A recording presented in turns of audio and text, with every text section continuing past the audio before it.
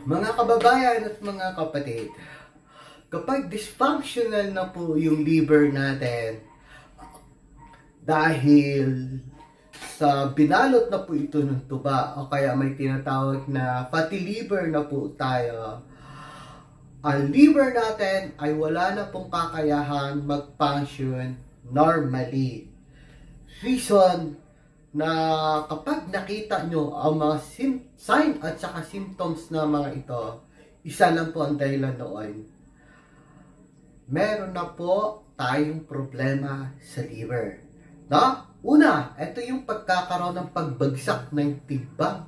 No? Yung unexplained weight loss. Okay? Pangalawa, ito nga po yung fatigue. No?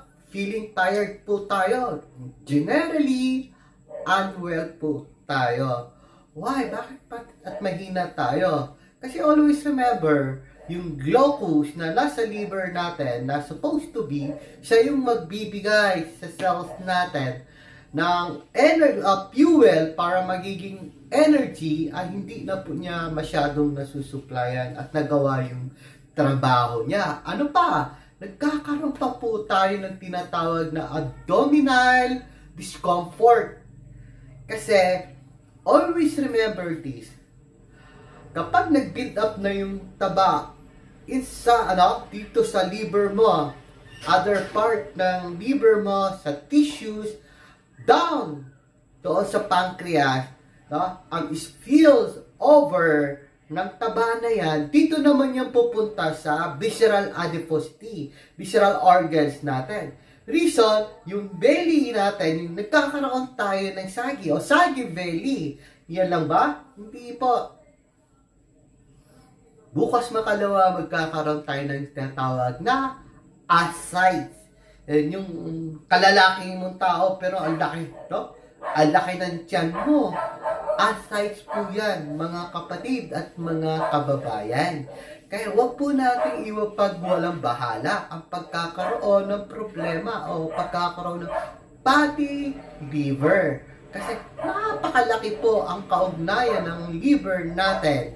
Na kapag naging dysfunction yan, ang daming problema ang pwede pong bumangon. Ano pa? Yung pagkakaroon ng jaundice, no? Yung paninilaw ng mga balat at saka sa mata. Sign po yan, mga kababayan, na may problema na po yung liver natin. At saka yun lang bang paninilaw? Hindi po. It's skin. Yung kating-kating kang na ngayon, makati yung balat natin. No? Na kapag kinamot po natin, nag-open wound po yan, prone na po tayo sa infection. Ano pa? Yung nagkakaroon tayo na swelling in the legs, at saka yung sa feet, at saka sa hands, no? Ito po yung tinatawag na edema. Okay?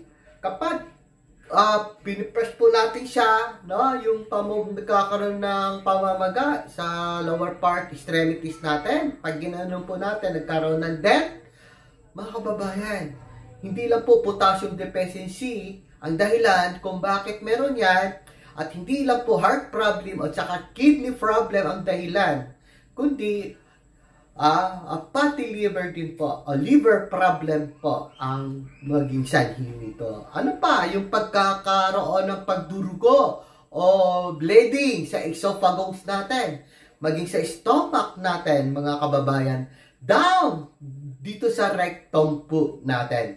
Okay, yung nga po yung sinabi ko kanina, yung paghihina, no, loss of appetite, wala tayong ganang kumain, at minsan, no, nasusuka tayo kapag kaunting amoy lang, kaunting lang, nasusuka kaagad tayo, no?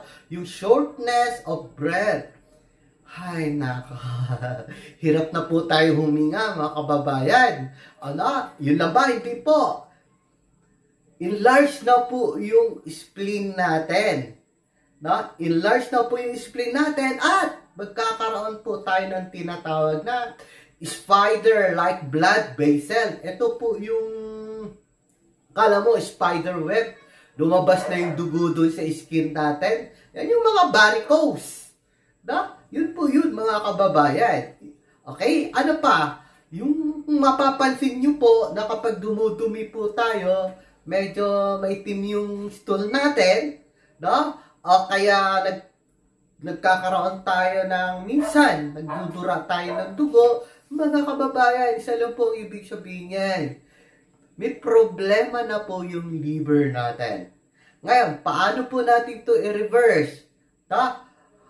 Using God's creation.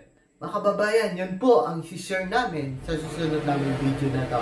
Na kapag nag-undergo tayo ng protocol modality sa physical manipulation, hindi lang yung fatty liver ang ma-address, pati yung insulin, sensitivity, at saka diabetes.